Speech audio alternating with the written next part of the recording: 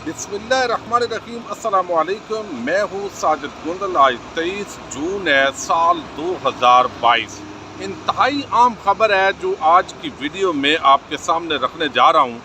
PTI को तोड़ने के मंसूबे पर काम शुरू हो चुका है। इमरान खान ने गुज़श्ता रोज़ जो जारहाना गुफ्तगू की है उसके पीछे असल कहानी सामने आ गई है। आम तफसीलात आपके सामने रखूँगा। उम्मीद करूँगा कि आप समाअत करने के बाद हमेशा की तरह अपने कीमती फीडबैक से ज़रूर आगाह करेंगे। जिस तरीके से रजीम चेंज साजिश के ज़रिए इमरान खान की हुकूमत का तख्ता उल्टा गया है और आप देख रहे हैं कि जो सोशल मीडिया पर इस वक्त ट्रेंड्स बन रहे हैं, जनरल बाजवा से इस्तीफ़े के मुतालबा, एस्टेब्लिशमेंट बड़ी सख्त तनकीद हो रही है। इसके साथ ही जो इम्पोर्टेड हुकूमत है वो भी पूरी तरह परेशान है, उनको भी समझ नहीं आ रही। और आज जिस तरह एजाजुल हक ने बताया कि उनके टेलीफोन भी IB टेप कर रही है, चूँकि इनको ये ख़तरा है कि कहीं ऐसा ना हो कि इमरान खान के साथ कोई ऐसी डील हो जाए कि हम यहाँ पर 16 जमातें अपना झंडा लेकर बैठे हों और पूरा जो हमारा मंसूबा है वो नाकाम हो जाए। इस सारी जो सूरत हाल है इसके तनादर में पहले जिस तरीके से राना सनाउल्लाह आपने देखा चंद दिन पहले जो है वो ऐसे लगा कि जैसे उसका सॉफ्टवेयर अपडेट होना शुरू हो गया है और उसने कहा कि मिसाके मईशत करना चाहिए, हमें बैठना चाहिए। लेकिन एक मरतबा फिर उनका जो रवैया है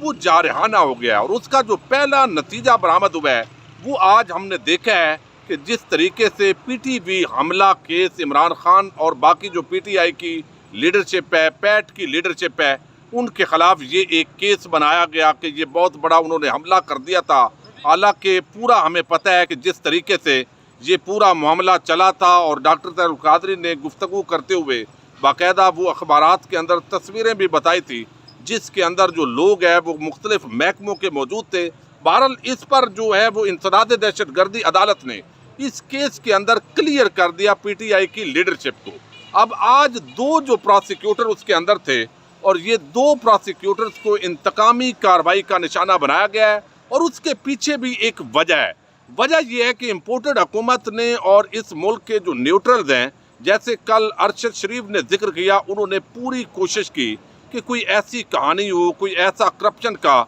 ये सबूत हो जो एक वाज़ेह आवाम को नज़र आए कि वाक़अतन इमरान खान के ख़िलाफ़ ये एक सॉलिड केस बनता है जिसको लोग भी माने, उनका ज़हन भी तस्लीम करे। अब सारा मीडिया ख़रीदने के बावजूद सारे जो सोशल मीडिया एक्टिविस्ट हैं उनको भी कोशिश की गई, लेकिन इमरान खान के ख़िलाफ़ फरागोगी का मामला हो, आपने देखा मदब कार्ड भी इस्तेमाल किया गया, इसके साथ और भी 4 कंपनियां निकालें, फिर माफ़ी मांगी गई। ये सारे हथकंडे नाकाम हुए हैं। अब यहाँ पर जो है वो सोचा जा रहा है कि इमरान खान के ख़िलाफ़ अब कौन सा हथकंडा जो है वो इस्तेमाल किया जाए और उसके अंदर जो बेहतरीन चीज़ है वो यही है कि जैसे वो कह रहे हैं कि अब इमरान खान की जो पार्टी है उसको तोड़ने के मामले पर जो है वो काम शुरू कर दिया गया है और इसके पीछे वही मामला था जो इमरान खान के पास जो कुछ स्टोरीज हैं वो पहुंची हुई थी और वहां पर ये बात उनके सामने लाई गई कि बहुत सारे ऐसे MNAs, ऐसे MPAs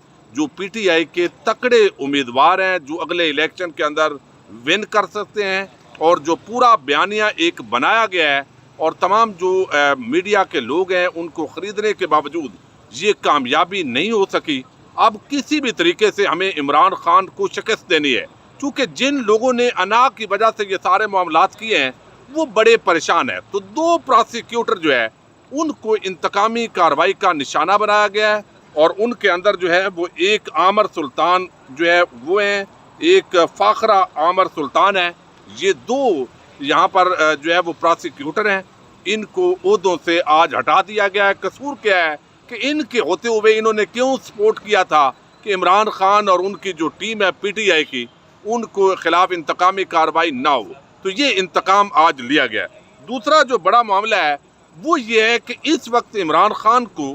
कुछ ऐसी इतलात मिली हैं कि कुछ फ़ोन कॉलें हो रही हैं, कुछ राब्ते हो रहे हैं उन लोगों के साथ जो अच्छे उम्मीदवार हैं, जैसे मैंने आपको बताया, ताकि PTI वो छोड़ें और किसी और पार्टी की तरफ जाएं। एक ग्रुप बनाने की भी PTI के अंदर से कोशिश हो रही है। अब ये वो आखिरी चालें हैं جو کہ چلنے کی کوشش ہو رہی ہے، اور اس کا تمام تر جو الزام ہے ظاہر ہے وہ اسٹیبلشمنٹ پر آ رہا ہے۔ ایک طرف جو امپورٹڈ حکومت ہے وہ اپنے طور پر ہتھ کنڈے استعمال کر رہی ہے، انتقامی کارروائیاں، جیسے رانا ثناء اللہ نے 25 مئی کو ایک بھرپور قسم کی مداحمت کی۔ اب اس کے اندر جو ایم این ایز ہیں جنہوں نے باقاعدہ، جو میرے ذرائع ہیں اور میں شہر اقتدار کے اندر آج کل انہی خبروں کی کھوج میں ہوں، اور انہوں نے بتایا مجھے ایک عام ذریعے نے کہ ایک جو ایم این اے ہے ان کا تعلق ملتان سے ہے، اور ایک کا جو تعلق ہے وہ سرگودا سے ہے، اور اسی طرح باقی کئی اضلاع جو ہے وہاں پر بھی اس طرح کے ایم این ایز ہیں جن کو کہا گیا ہے کہ یہاں پر باقاعدہ طور پر جو ہے وہ آپ عمران خان کو چھوڑ دیں، لیکن ابھی تک یہ جو منصوبہ ہے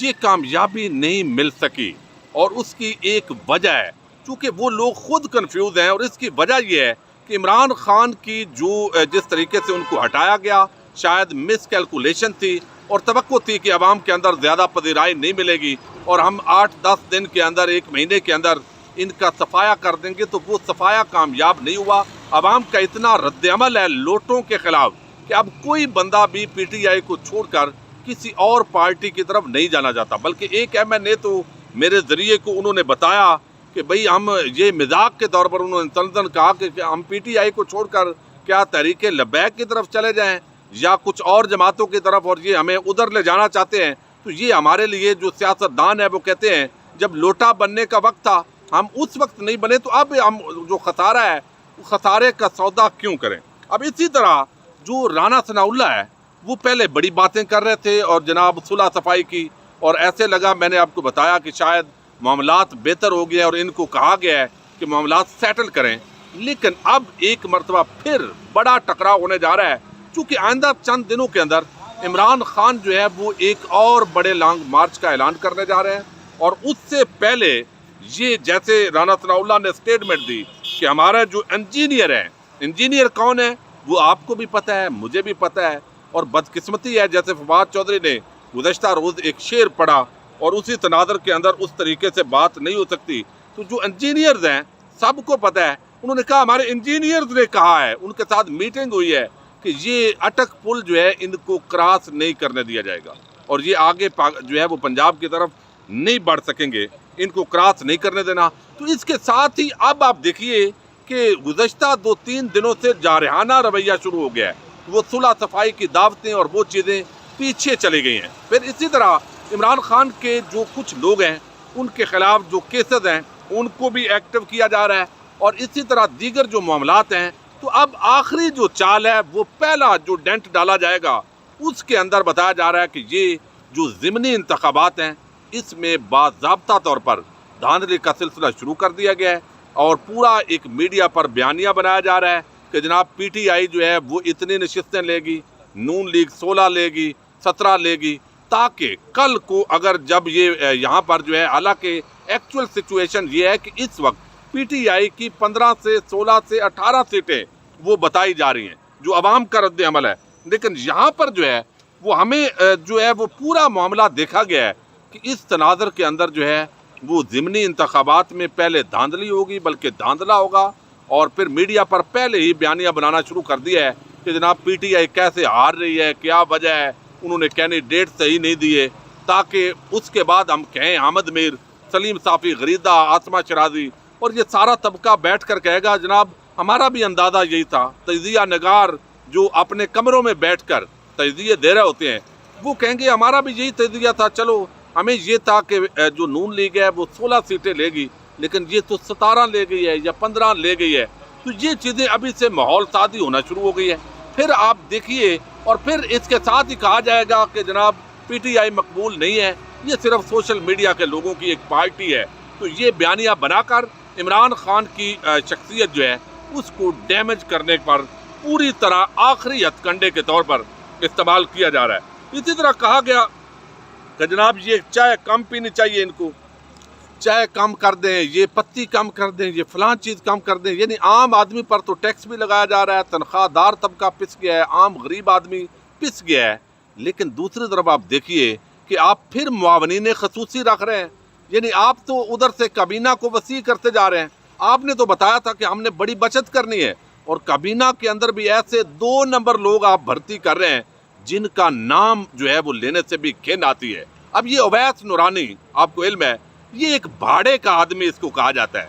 اور بھاڑے کا آدمی کیا کہ اس کی کوئی اپنی جماعت نہیں، اور یہ کونسلر کا الیکشن بھی نہیں جیت سکتا، صرف بد زبان ہے، بد اخلاق ہے۔ ایک والد گرامی ان کے اچھے اخلاق کے مالک تھے، شاہ احمد نورانی، لیکن انتہائی بد اخلاق، بدتمیز آدمی۔ صرف یہ ہے کہ مریم نواز کا اور نواز شریف کا اور وہ حمزہ شہباز اور ان کی کرپشن کا دفاع کرتا ہے، اپنی اس کی پارٹی کا لیول کوئی نہیں ہے، اور دوسری طرف وہ صرف لوٹا بن کر جو ہے وہ لوٹا پکڑتا ہے۔ آپ سمجھ لیں کہ جو ہمارے فضل الرحمان صاحب ہیں، وہ